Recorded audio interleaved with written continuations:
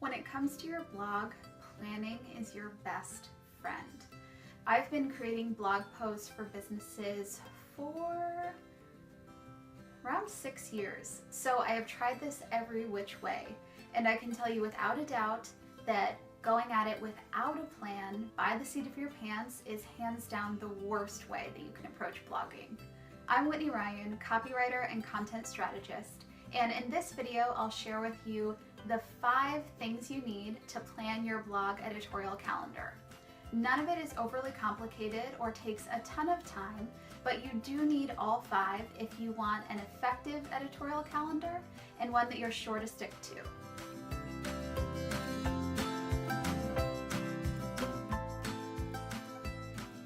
I'm going to start this list of the 5 things you need to plan your editorial calendar with the one that most people forget, or not even forget, intentionally leave out and think, I don't need to worry about that.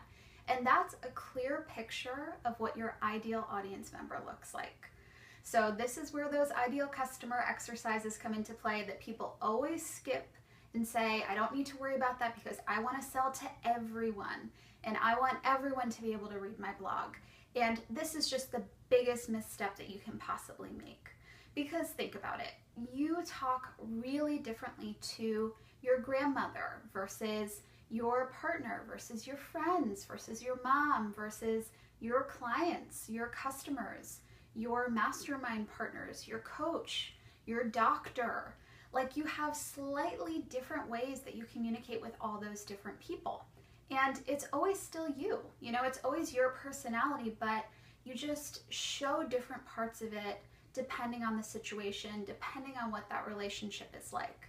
So that's why it's really important that you get clear on who your audience is and who you want to be speaking to, because you do have these different sides to yourself.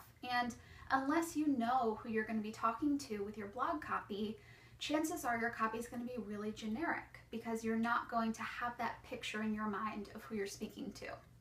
This is one of my big tricks when I feel like I'm just not feeling that creative, kind of my mojo isn't there when I sit down to write, is I actually will close my eyes and I will think about my ideal client in my head. I have a couple of them, but I have one that I generally write to with my blog. But I've given her a name. I know what she looks like. I know everything about her. And so I can kind of close my eyes and I can get in that headspace of creating content for her. When I'm feeling blocked or when I'm feeling like, I just don't know what to say, just thinking about her in my mind really puts it back into perspective and helps me to, think she might be struggling with her blog calendar. And so I'm creating this to help someone. It kind of, it pushes that reset button for me. Because sometimes blogging does get overwhelming and sometimes we don't feel like doing it. And so this is just one of those little mindset tricks that I use to help me get excited about creating that content for her and just remind myself while I'm doing it. And it just helps me communicate a lot more naturally when I picture somebody that I'm talking to instead of just the world, if I think I'm just, talking out into this abyss. So for those reasons, plus many more, like any blogging expert, any copywriting expert will tell you need to know your audience. So I could spend 2 hours giving you all the reasons why, but you just really have to take us at our word that this is so important. So it's the number one thing you need to plan your blogging calendar. The second thing you need to get clear on are your marketing goals. I like to do this quarterly. That's kind of my sweet spot for planning my own blog calendar, my editorial calendar, because 1 month, it goes a little bit too quickly. I would rather take a couple hours to plan out the whole quarter than take an hour and a half just to plan out a month. It just saves a lot of time to do it up front. 6 months tends to be a little too long. By the time I get past the first couple of months, I'm just not excited about those topics anymore, or sometimes I've changed direction. So 3 months for me, 1 quarter is the real sweet spot. Yours might be a little bit different. But it's important that you know what your bigger marketing goals are during that time, because you can use your blog content to creatively kind of create a bridge to tie into your bigger marketing goals. So this is kind of like in cheesy, like teenage TV shows or movies, when someone will want to like ask a guy out or a girl out, and they'll practice this conversation that they're going to have at the party that will then lead into talking about the dance. This is kind of a weird example, but we're just going to go with it. But then, so they'll kind of practice this. Oh, okay, I'll ask her about this, and then we'll talk about this, and then I'll bring up the dance. And they get to the end of this conversation and say, oh, speaking of dancing, do you want to go together? Are you thinking of going? And so this kind of cheesy logic will apply to your blog strategy in a way classier, more sophisticated way, obviously. But you want to start with your marketing goals. So you want to think, what are kind of the big picture goals this quarter that I want to achieve? What services do I want to promote? What products do I want to promote? What specials or exciting things might I have going on? And then how can I take that and tie that back to my content? So for example, one of my quarter 4 marketing goals, right now it's the 4th quarter if you're watching this later, one of my goals is to promote this 5-day Blogoween blogging challenge. And so that's something I knew that I was going to have going on, and as a result, my blog posts for October have all been about blogging. So I have been writing to my ideal client who I know is interested in blogging. I know struggles when it comes to getting her blog out there consistently and in a way that has an ROI and pays for her business. So I created some blog posts around that similar topic that at the end of them I could give that one clear call to action to say, if this is something you're serious about and you really want to do this, let's do it. Sign up for this challenge and we can make it real and we can map out your quarter 1 calendar together. So I never could have done that if I didn't get clear on my marketing goals ahead of time and I didn't know this was something that I wanted to promote. So you really want to take your goals, your big picture marketing goals, and use those when you are planning out your editorial calendar. The third thing that you need when you're planning out your blog is to get clear on your categories and your content mix. So your blog most likely is not just about one specific thing. You've probably got a couple different categories that you talk about, a couple different elements of your brand that you create content on. So for me, for example, I have copywriting as one of my categories, content marketing is one of my categories, launching is one of my categories, biz tips and tools. So if I've got specific business building tips or tools, that's in that category. Planning and organization is something that I blog about, and customer understanding is the 6th. So I've kind of got 6 categories that are all different elements of my brand. Not all of them are services I provide, but they're strengths of mine or they're competencies of mine that I find my ideal clients are really interested in. So you want to get clear on your categories, and it's helpful to have a list like this because it's really hard to sit down and write a blog post when you've got no direction. So it's kind of this psychological concept of the paradox of choice, that we like to have choices, we like to have options, but if we're presented with too many, suddenly the stress of making the wrong decision overwhelms our ability to make a decision. Whereas if you're given a finite number of choices, it's a lot easier for us to do that. It's the same thing when it comes to your blog. So if you sit down and just say, I need to write a blog post, it can be about anything, that same kind of mentality kicks in, and it's actually really challenging to pick a topic. Whereas if you sit down and say, I need a blog post and it has to be about one of these 6 categories, that gives you at least a framework to work within. So you start with your categories, and then I take it a step further to develop what I call your content mix. So this is just kind of the breakdown of your categories. If you were to zoom the lens back and look at how they all interact, which are more popular, which do you blog about more often, and which are just kind of like a little seasoning thrown in. So again, for me, my content mix, I have about 25% copywriting posts, 25% content marketing, 25% launching, and then that final 25% is the remaining 3.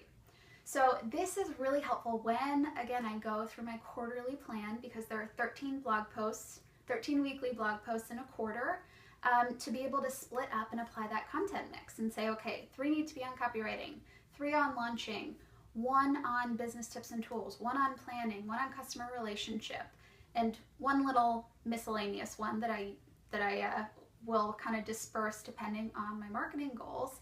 But that's so helpful, and just that automatically, that took me about 30 seconds to figure out how many of each type I need for the quarter, and just having that structure and having those categories and that content mix to guide your strategy is so helpful and makes the whole process so much easier. The fourth thing that you need when planning your editorial calendar are the topics that you're going to talk about each week. You actually pick ahead of time and assign a specific topic for each of the weeks during your quarter. So this is where the first three pieces are going to come into play, because you're going to use your ideal audience member when selecting your topics, and think about problems they're having, struggles they have, questions they have. You're going to pull in your bigger marketing goals, and you're going to have a few posts specifically that are kind of your real strategic posts that are going to lead into whatever you want to promote. And you're going to, of course, use your content mix to guide which topics you talk about when. So we are going to go more into this in the 5-day Blogoween challenge, where we're going to go through the exercises. I have a couple really cool tools and techniques I use to figure out really compelling, really juicy topics that you can blog about. But this is what you need to do ahead of time. You're going to pick these topics and you're going to assign them a date. You're going to sit down with your calendar and actually map out what topic you're going to talk about when. This makes it real, number one, so it helps you stick to it when you've, assigned a topic to a date. It's suddenly there's a much bigger commitment there. You are saying, this is what I'm talking about when I'm talking about it. That helps you stick to your plan. But second, it's really helpful to see how all of these things interact. Once you put dates to them, you might realize, actually, I want to put this post first, or this post makes sense to put over here, or just kind of mapping them all out. It's really helpful because you can zoom that lens back and you can see how they all interact. But you definitely want to plan your topics ahead of time. That is going to help you big time when it comes to sticking to your plan. And finally, number 5, the 5th thing that you need to successfully plan your blog editorial calendar is a content creation schedule that you can stick to. As we've said before, it's really hard to create weekly blog content. When you've got so many other things going on, it is really, really easy to let all the other things going on take importance over your blog.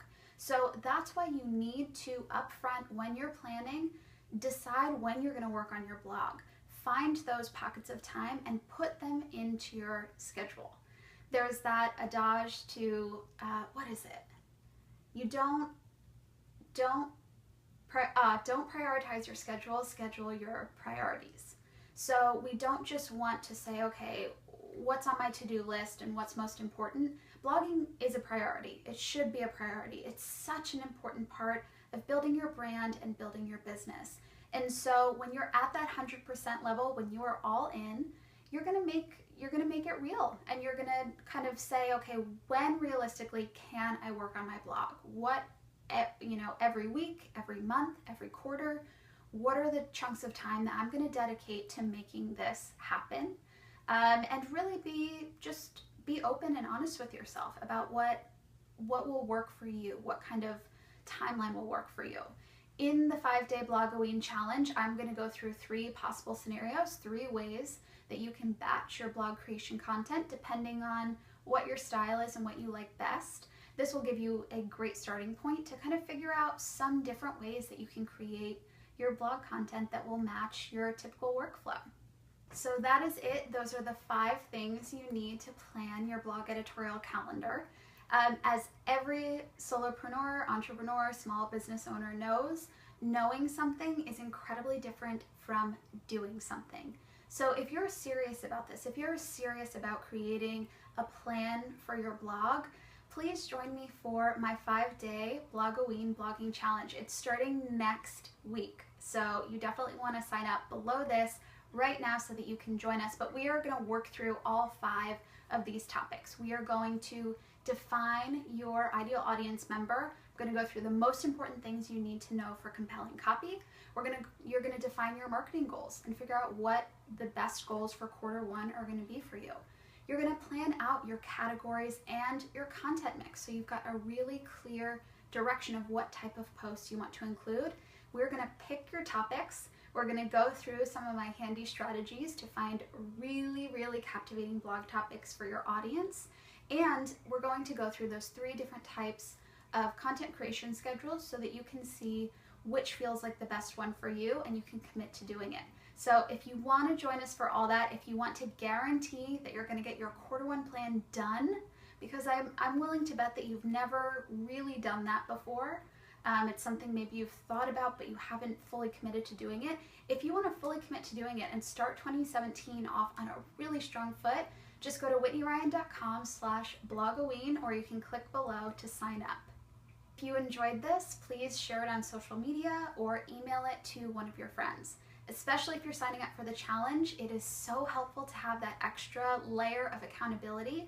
If you sign up with a buddy, you're much more likely to encourage each other and push each other to actually do this. Thank you so much for watching. I hope you're having a wonderful day, and I will see you in the next video.